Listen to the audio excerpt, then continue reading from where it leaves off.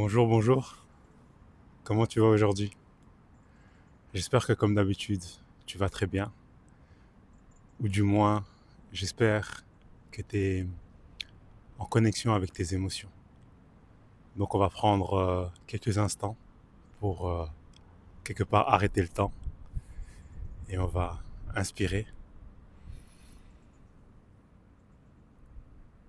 expirer.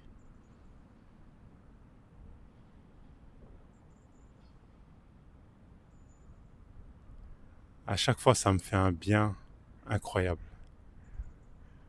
Comme quoi, hein, juste quelques instants, une inspiration, une expiration et le calme revient.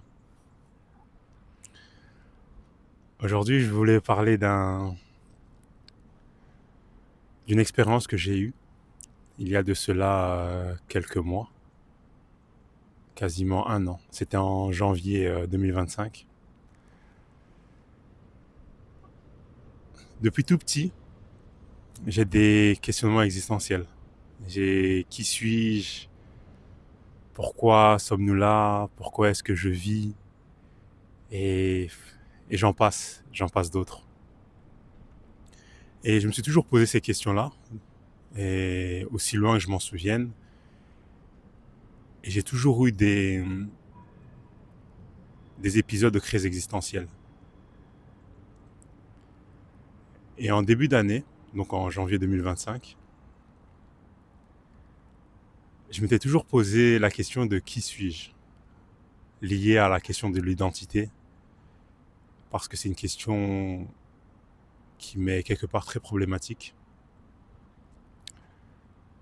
Parce que selon moi, je ne vais pas trop rentrer dans les détails, mais c'est assez arbitraire la manière dont on se définit.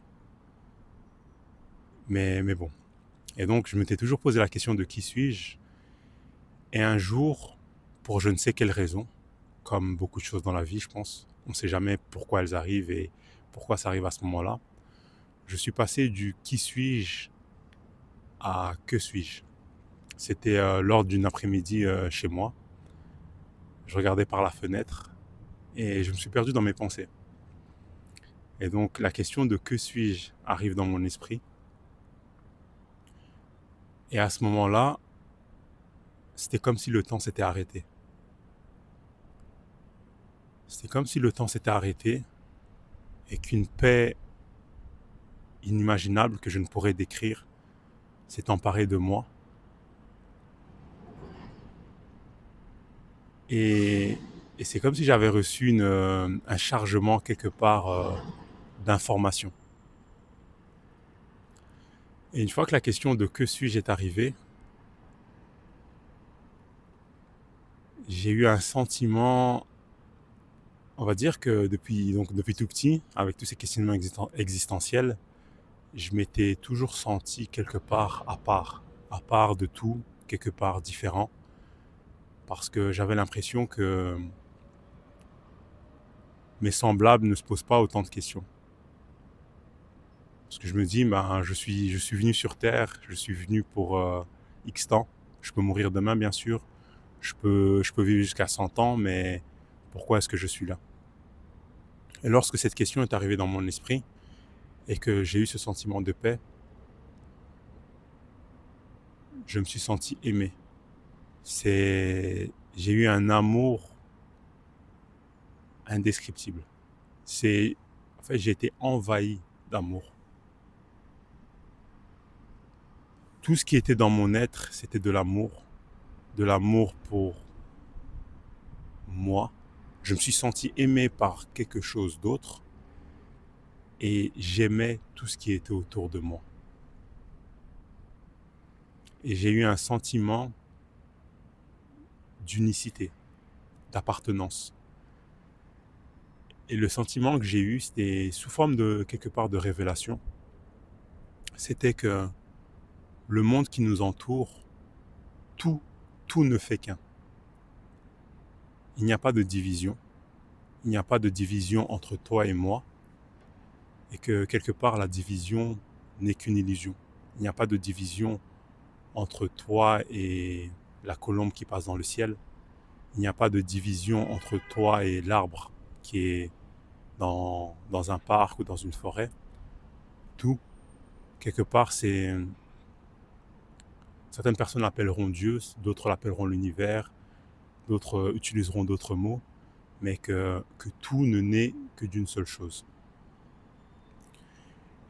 Et j'ai eu d'autres révélations sur ce moment-là. Je ne sais pas combien de temps a duré ce moment, mais ce fut relativement court, mais très intense. J'ai eu quelque part la révélation que l'être humain était quelque part une forme de divinité qui jouait le rôle d'être humain, en sachant que la manière dont moi je me représente l'être humain, c'est un être limité. Et dans ma révélation, l'être humain est donc une divinité, donc un être quelque part illimité, qui joue le rôle de petitesse de l'être humain. Et c'était un peu le message et l'histoire que je voulais convier, parce que cette expérience m'a amené vers d'autres réalisations, parce que je me suis également rendu compte que mon existence, et on va revenir à la question de l'identité, qui je suis et ma vie, tout ce qui la constitue, quelque part, était lié à la personne que j'étais.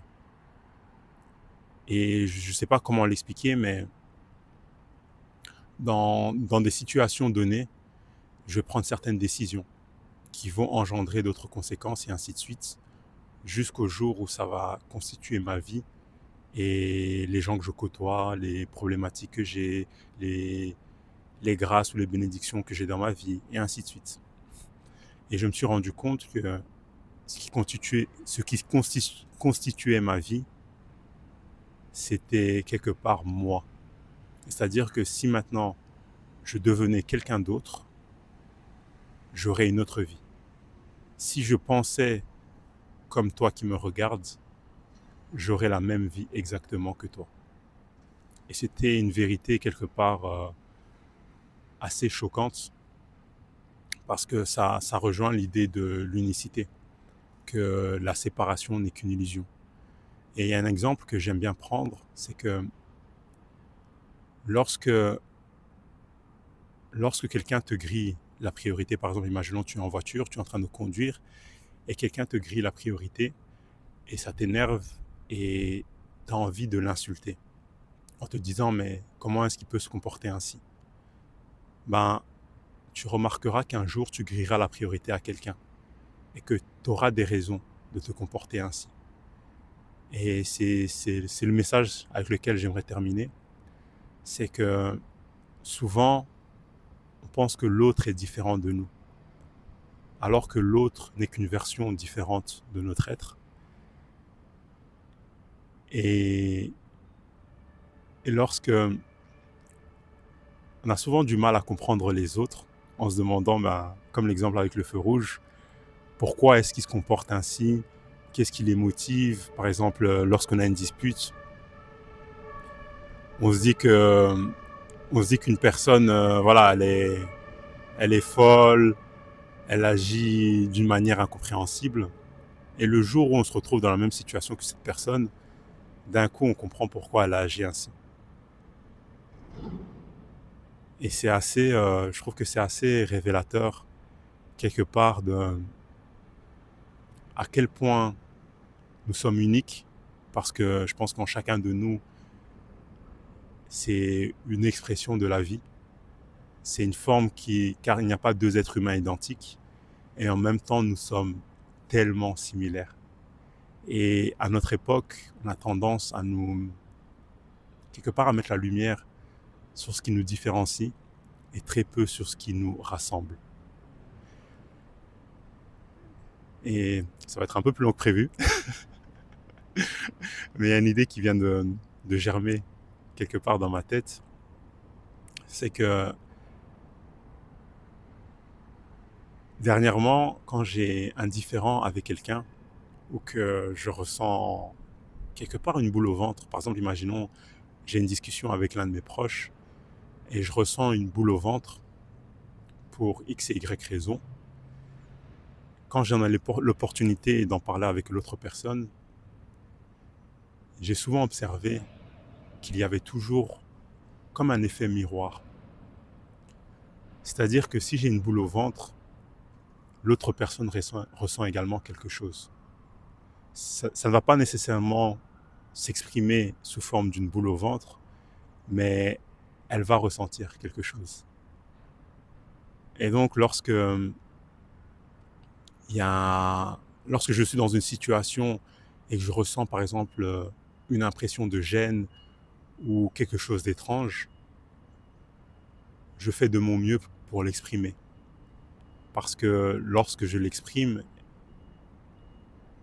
du moins si l'autre personne est ouverte à ressentir ses émotions et quelque part, oui voilà, est ouverte à la situation, très souvent, elle aura quelque chose de similaire chez elle. Et ce que ça m'a appris, c'est qu'une fois de plus, nous étions tous connectés et que personne n'existe seul dans son coin, mais en fait l'être humain est c'est un peu comme une forme de circuit avec différents éléments et que chaque chose qui se passe chez moi potentiellement se passe chez l'autre, mais sauf que ça s'exprime différemment. Et c'est toute une aventure de découvrir la vie à travers mon regard, mais c'est également toute une aventure et un cadeau quelque part de découvrir la vie dans le regard de l'autre. Et c'est l'une des raisons pour laquelle j'ai créé cette chaîne, c'est que je me suis dit que peut-être à travers cette chaîne, je vais partager mon regard sur la vie et ça aidera peut-être quelqu'un d'autre ou ça va permettre aussi aux autres de me partager leur regard. Car c'est une chose de garder ce que je possède pour moi, c'est une autre de le partager.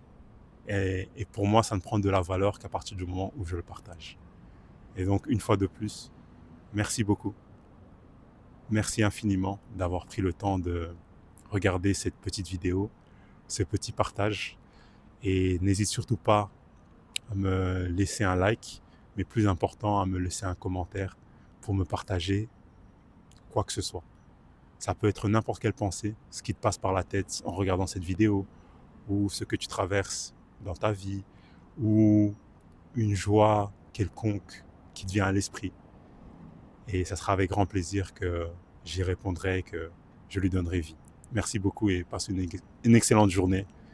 Et on se retrouve demain pour d'autres aventures. Allez, ciao ciao.